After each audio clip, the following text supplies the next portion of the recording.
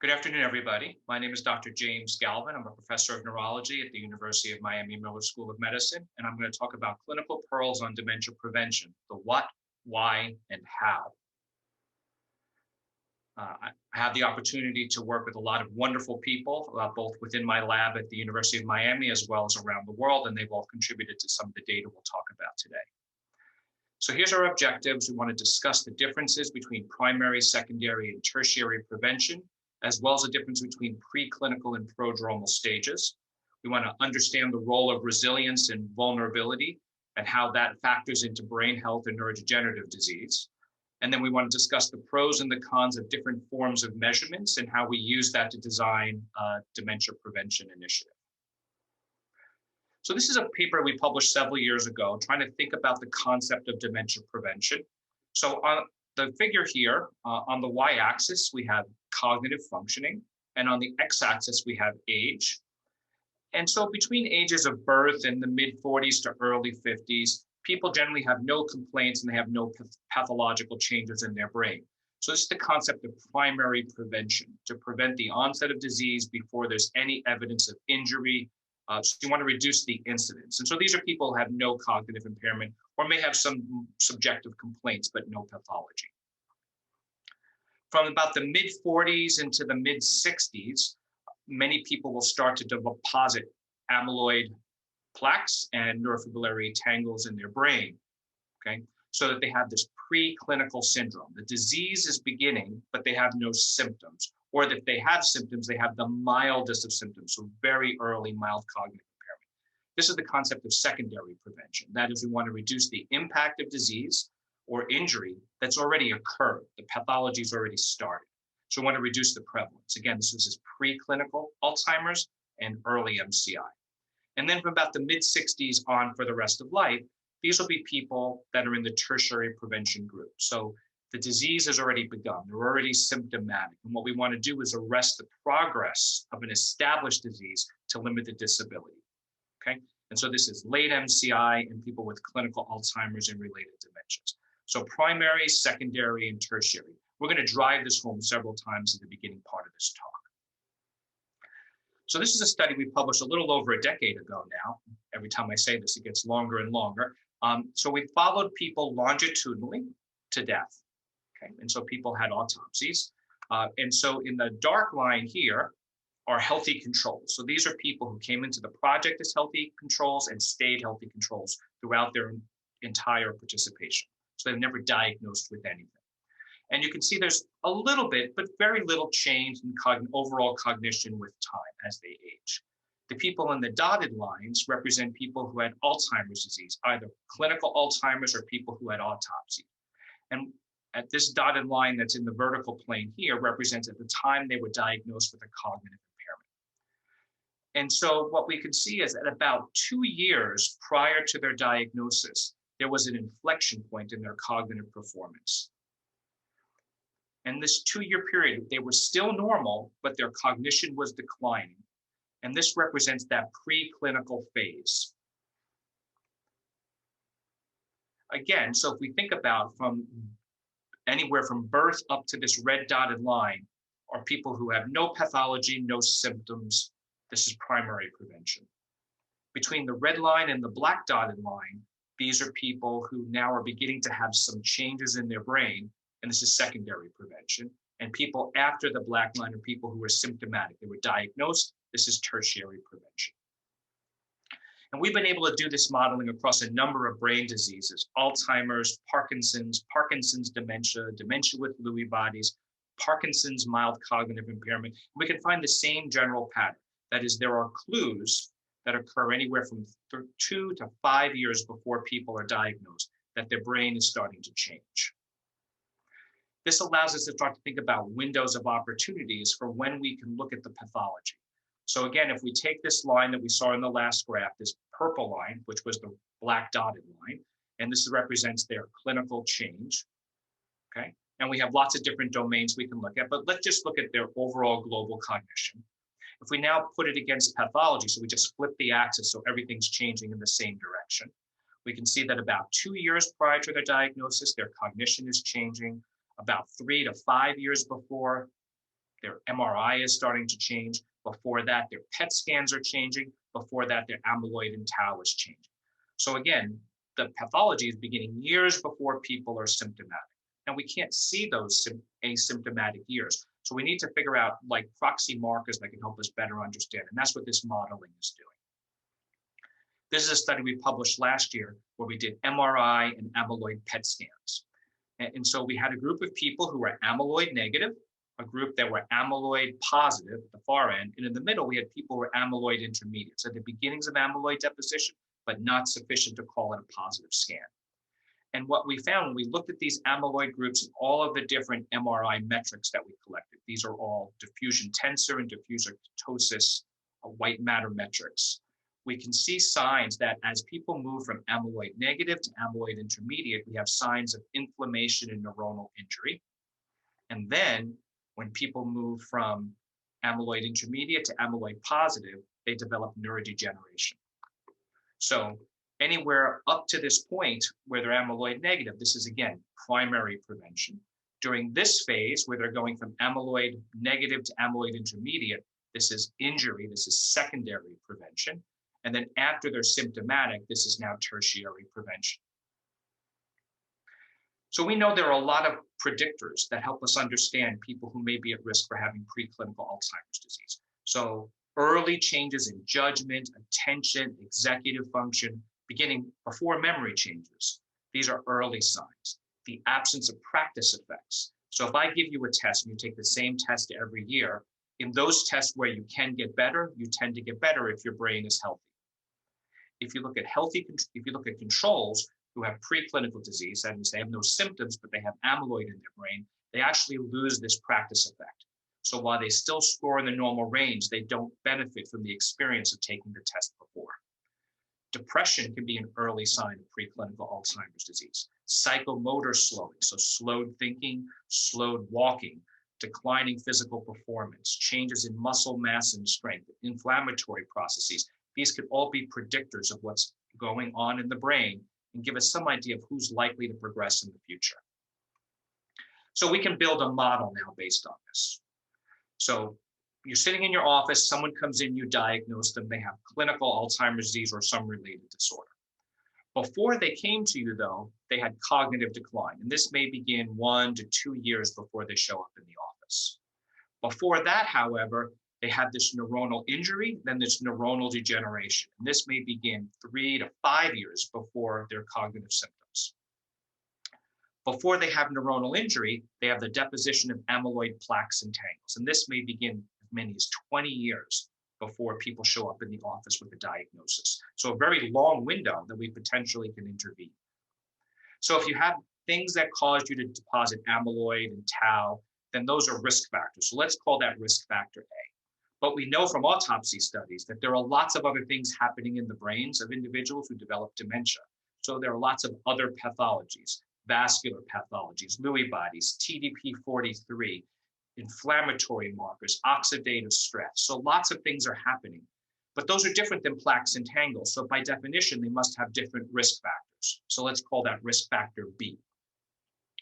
So if we want to think about a prevention program, we could probably do this in 2 ways. We could address Alzheimer pathologies like plaques and tangles. So we can address the amyloid and the tau or the amyloid tau neuronal injury framework or ATN framework.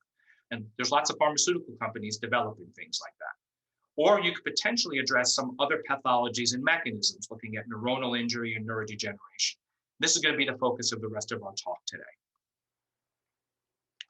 So if you think about Alzheimer's disease, their risk and the protective factors, there are a number of things that we know. So there are risk factors that are non-modifiable. So I can't change your age, your sex, your family history, your genes. So even though these contribute to the risk, I can't change these. But we know that there are also a number of modifiable factors, things that increase the risk and things that decrease the risk. So for example, low education, obesity, diabetes. And in fact, diabetes after age may be the second strongest risk factor for developing diseases like Alzheimer's disease. Sleep disorders, depression, all of these things increase the risk of developing dementia. And there are also things that decrease. So being socially active, physically active, cognitively active, being mindful, living in the moment, eating a healthy diet. All these things seem to reduce our risk. What's really interesting about this, when you look at all of these things together, up to 40% of the attributable risk of Alzheimer's disease may be explained by things that are potentially modifiable, things that you have direct control over and you can work with your patients on.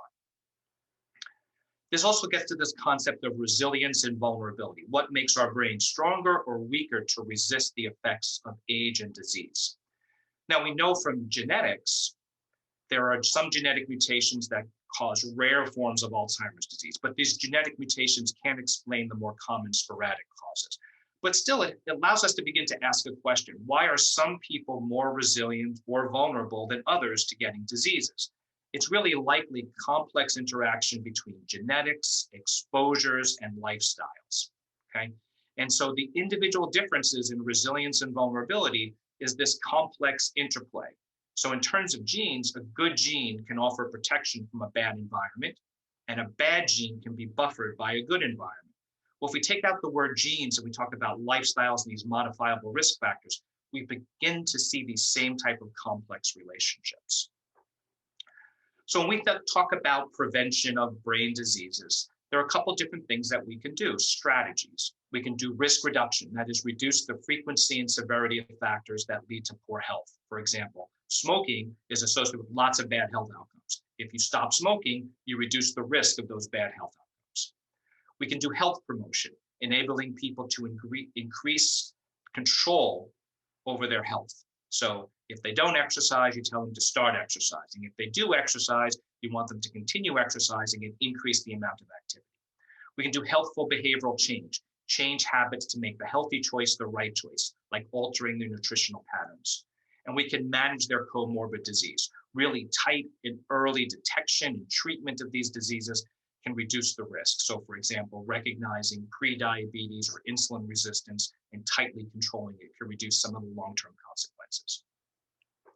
So let me put this in perspective. This is from a paper we published a couple of years ago. We can look at each of these individual risk factors. So let's look at smoking, for example. Smoking increases the risk of Alzheimer's by about 60%.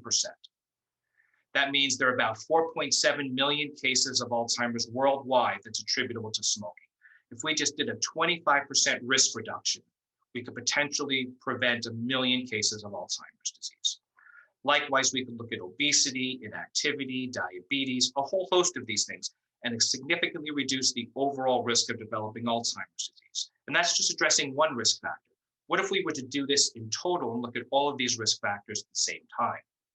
And in fact, there are studies that are doing this. This is called the FINGER study. The F in FINGER stands for Finnish. This is a study done in Finland. And so they've taken all of these risk factors and all of these protective factors, and they developed an intervention. So people either get regular health advice or they all undergo this same intensive intervention: nutritional counseling, physical activity, cognitive training, management of comorbid diseases. We're waiting to see what the readouts are.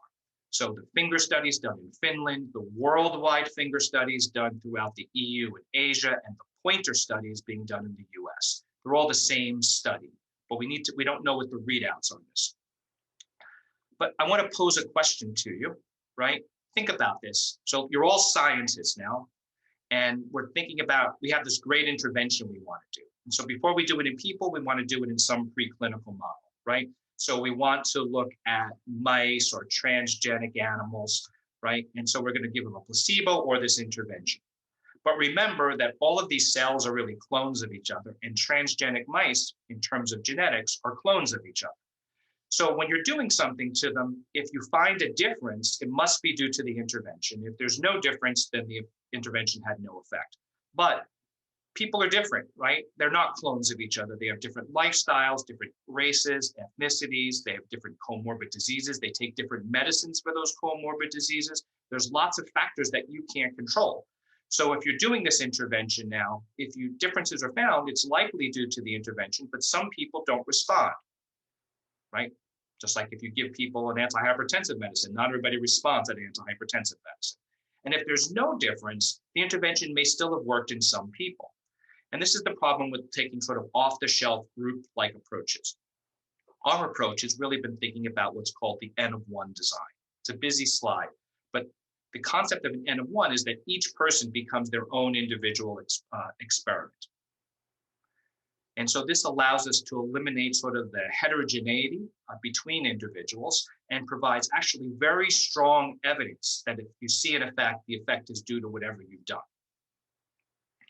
So we do this now, and we have some challenges. How do we measure at baseline what people are doing? When they show up in your office, how do you measure their physical activity? How do you measure their cognitive activity? How do you measure their diet, right? And how do you measure whether they benefited from what you suggested? So is there a dose of activity that's going to give that beneficial effect? So that comes down to how do we design a prevention program? What weight do we place on what patients tell us? What are the best domains to measure? So we're going to spend the next 10 minutes or so kind of going through this concept of how you measure things. So if you have challenges to measure education and cognitive reserve, physical activity, cognitive activity, vulnerabilities like comorbid diseases, vascular risk factors, frailty, how do you do this? Do you get information from the patient or from an informant? Do you measure memory or executive function or some other domains? So these are all tremendous challenges to anybody who wants to get into the area of brain health. And we spent a lot of time trying to answer these questions. I'm going to go through some of the work that we've done now. So we developed a brief scale called the Quick Dementia Rating System. This is a 10-item multiple choice questionnaire. It can be filled out by the patient, or if the patient can't fill it out, an informant. And what it does is it gives you a global idea of how the person is doing.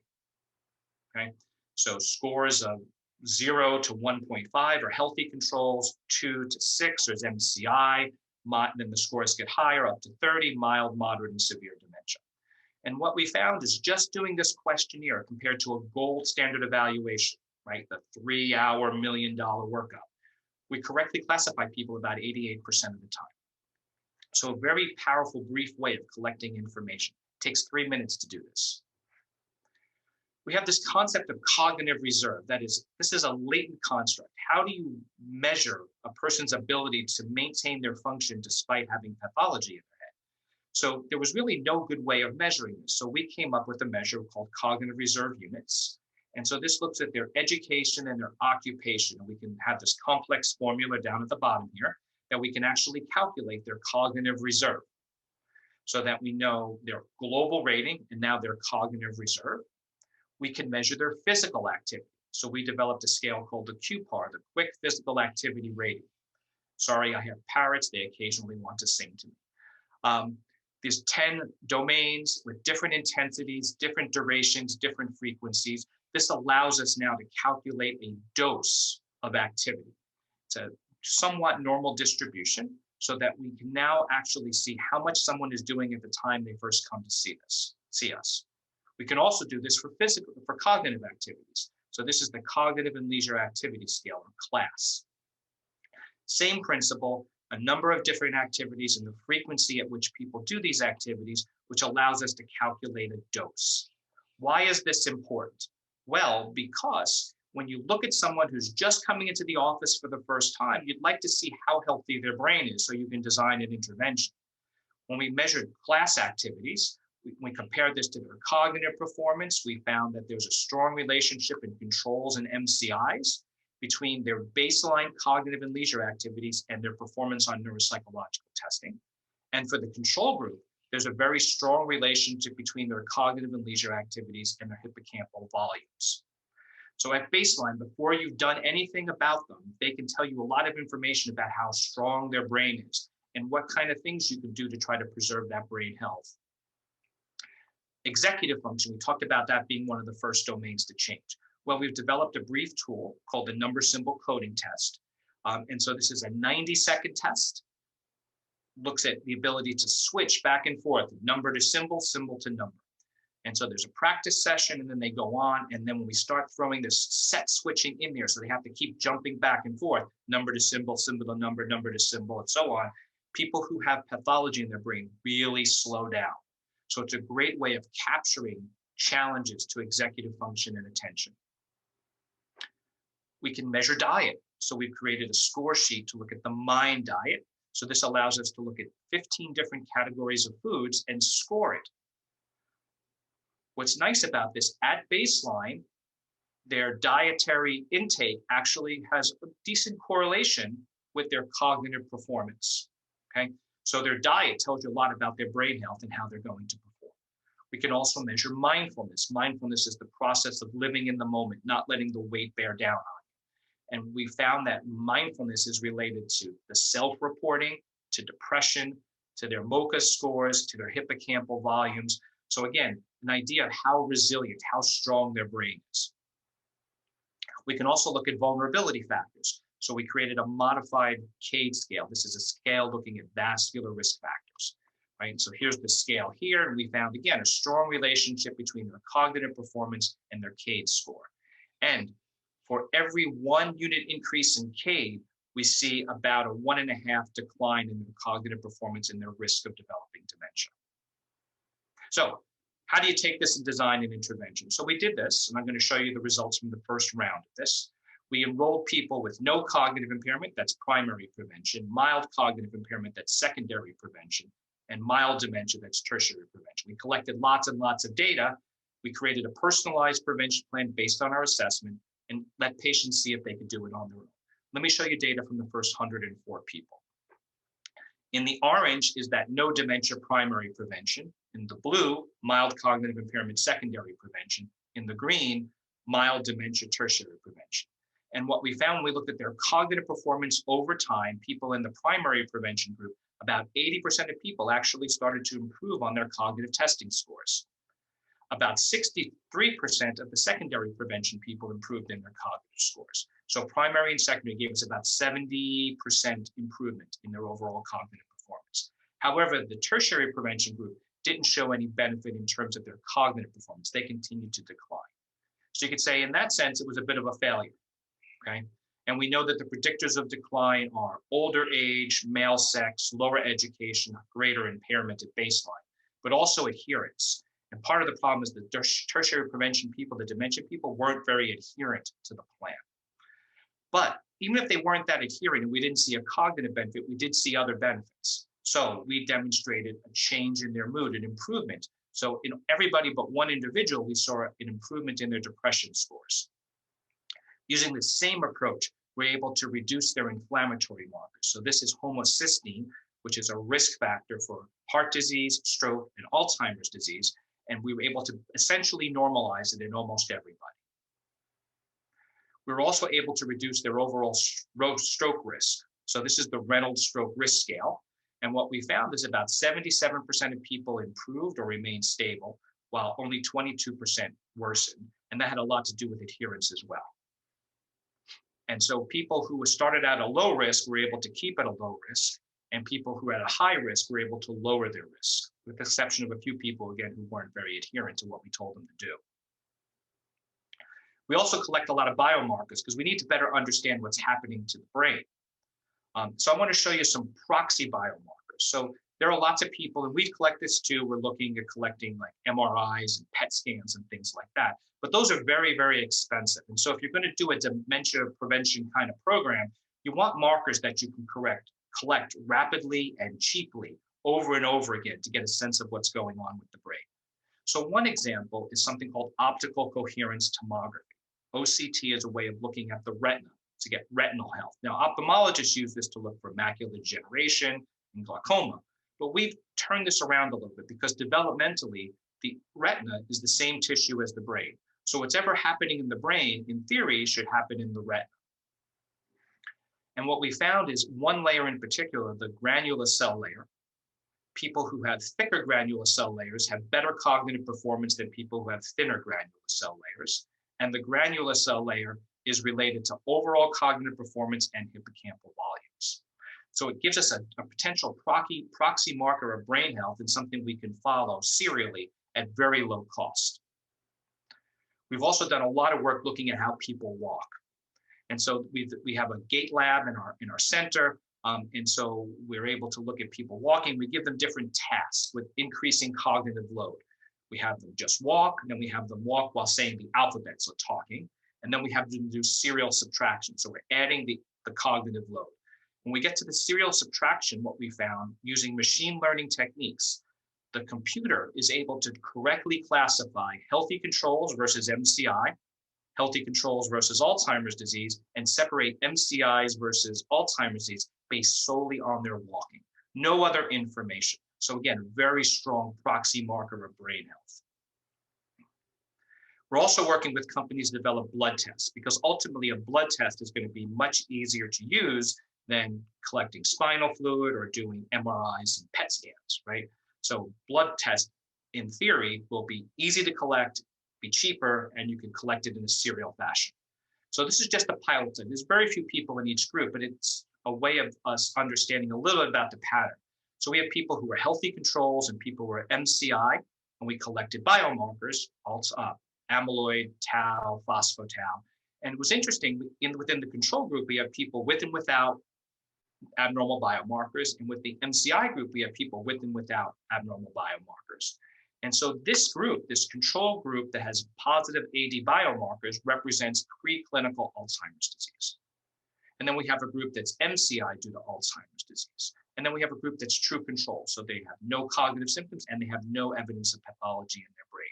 So even if these numbers are small, you can see this is a very, very strong relationship. We're going to come back to this in a second. We're also able to do things like use differential diagnosis. So if we collect now plasma alpha-synuclein, we can look at Lewy body pathology versus Alzheimer's pathology and see how people are distributed to see what's their underlying etiology for their dementia. So we're getting very good at sort of developing these screening tests using plasma biomarkers. So we talked about this concept of resilience, okay? We have all of these potentially modifiable factors. What if we put them all together? So we created a resilience index, okay? So we combined cognitive reserve, social engagement, physical activity, cognitive activity, mindfulness, and diet, and put it all together. And so we have this resilience score. We can look at the health of the brain. And we can see that controls have much healthier brains than MCIs, who have much healthier brains than dementias. And what's nice, this resilience index gives us a nice normal distribution across different individuals from different backgrounds. Let's come back to these plasma biomarkers. And so I have two groups here. I have the preclinical Alzheimer's and the MCI due to Alzheimer's, okay? One has symptoms, the MCI group, one does not, the preclinical group, but they both have biomarkers. And in fact, they have the same extent of biomarker changes in their plasma. Now, again, these are small groups, but we wanted to ask the question, why might the preclinical people be symptom-free? And when we went to look at their resilience scores, we can see that the resilience scores and some other tests I'm going to show you in a few seconds give us a great separation of these groups. And so the reason people can resist or be resilient to developing symptoms of Alzheimer's disease is because their brain has more capacity to resist that pathology. What's the flip side is measuring vulnerability. So this is a tool we developed called the Vulnerability Index. And so we created this based on the known risk factors and created a scale. Again, get a nice normal distribution. And the overall vulnerability is lower in controls, higher in MCI, and the highest in the people with dementia. So we can use resilience to look at brain health. We can look at vulnerability to look at brain disease. And in fact, when we compare the two, people with low vulnerability have better cognitive performance than people with high vulnerability. And people with high resilience have better cognitive performance than people with low resilience. Right? And when you combine resilience and vulnerability, what we start to see is groups starting to separate out. So our people with healthy controls are out in the high resilience, low vulnerability groupings. The people with high vulnerability and low resilience are mostly the dementia people. The MCIs kind of fall in the middle. But we can also look at people at risk, right? So these are people, controls, for example, with higher vulnerability. So we can start to say, what could we do to prevent them from eventually developing disease? We've done even further classification. So now we've combined three metrics. We have this resilience index, a measure of brain health, the vulnerability index, a measure of brain disease, and that number symbol coding test, a measure of brain performance. When we combine these all together, we can see now people are starting to cluster out, okay? And we can use these clusters to develop personalized prevention plans based on their individual risk factors. And the beauty of this is this takes less than 10 minutes to do. The resilience takes about 5 to 7 minutes to complete. The vulnerability is completed by the physician based on the EMR. The number symbol coding test is 90 seconds. So less than 10 minutes, right? we can actually start to group people out and look at their overall risk of neurodegenerative diseases. So let's go back now and redesign our intervention over the last 15 minutes here. What we know is that tertiary prevention probably doesn't work well within this framework, at least on the cognition side, although we saw other benefits. Adherence is really the key. So you can't give a person with dementia this plan and let them do it on their own. It doesn't work. We answered important questions. How much resilience and vulnerability influence the effects that we see?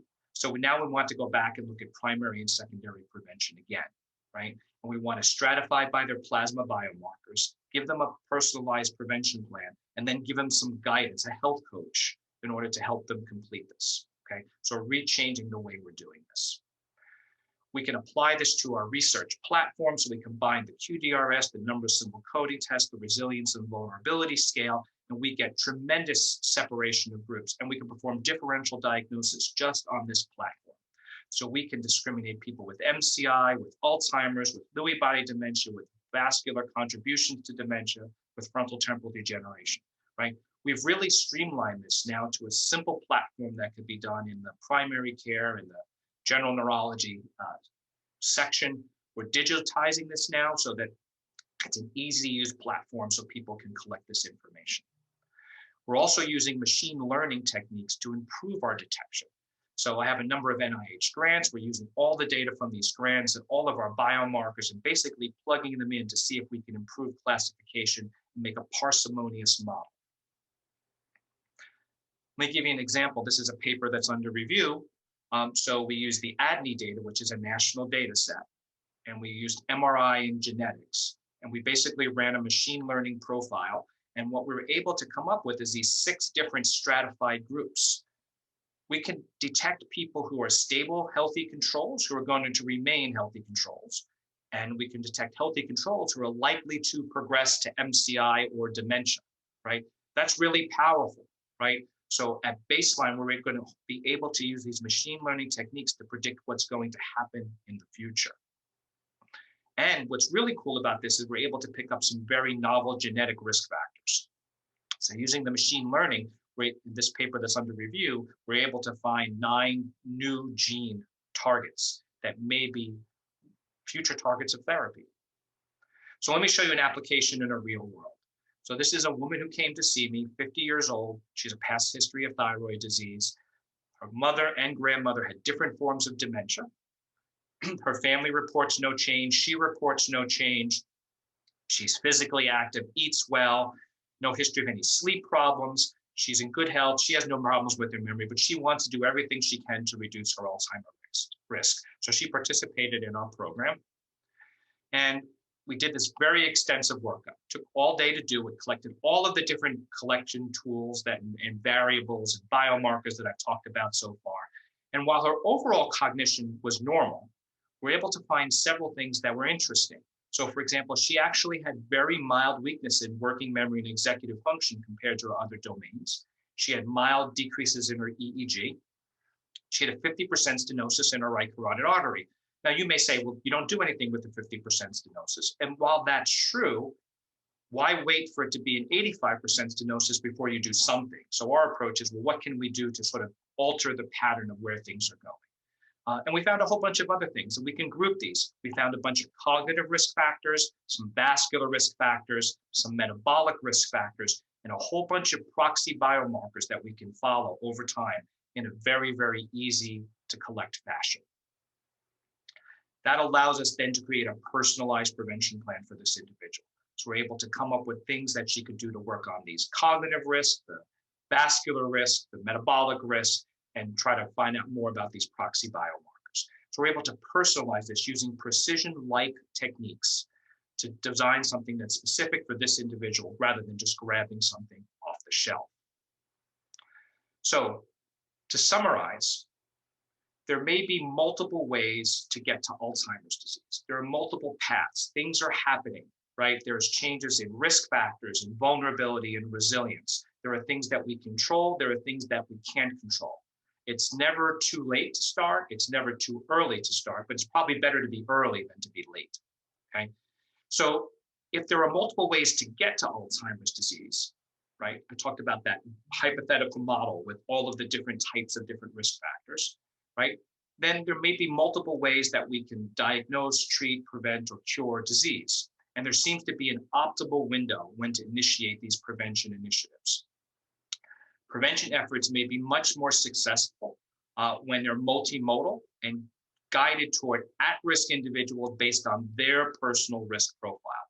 So instead of grabbing something off the shelf and you do the same thing for everybody, look at the patient as an individual and design something that's based on their risk factors and try to reduce their risk factors in a way that's meaningful for them. And we're going to use the biomarkers to help guide us. Different strategies are needed for people who are already experiencing the disease. They may still benefit in a number of ways, but not in the same way that the people at the primary and secondary prevention phase may improve. Precise measurement of these resilience and vulnerability factors is really going to be critical, right? We need to know how healthy the brain is, how at risk for disease the brain is, and we need to combine these in a way that we can tailor the intervention we're going to develop in a way that's going to most likely benefit the person we're seeing. The use of patient-reported outcomes or caregiver-reported outcomes can be very helpful in sort of selecting patients for different programs. And these can be done in a very time and cost-efficient manner, okay? So I showed you this platform, right? So we can collect the QDRS, which is 3 minutes of time, the number symbol coding test, which is 90 seconds. We can give them a bunch of questionnaires to fill out in the waiting room, which takes about 5 to 7 minutes. From the EHR, you can collect their vulnerability factors. So in less than 10 minutes, you can get a really global assessment of someone's brain health and design an intervention based on that, okay? So the adoption of these modified N-of-1 designs really allows us to predict an intra-individual response. We're using these personalized medicine, precision-like medicine approaches and moving away from this one-size-fits-all. Or to quote a famous American, an ounce of prevention is worth a pound of cure. That was Benjamin Franklin in 1735. And to be fair, Benjamin was talking about firehouses. And if we had more firehouses, we'd have less cities burning down. But I think it's also relevant for brain health. Last, I just want to say I had the opportunity to work with wonderful people at our center, the Comprehensive Center for Brain Health, which will have our grand opening after renovations, hopefully sometime in the summer. If you want to find out more about what I talked about, if you want to use some of these tools in your clinical practice, just email me. This is our general email, healthybrain@miami.edu, or you can email me directly. Be happy to share these instruments with you. I want to thank you so much for your attention. I hope you found this informative, and we'll be addressing questions and answers right after this session. Thank you.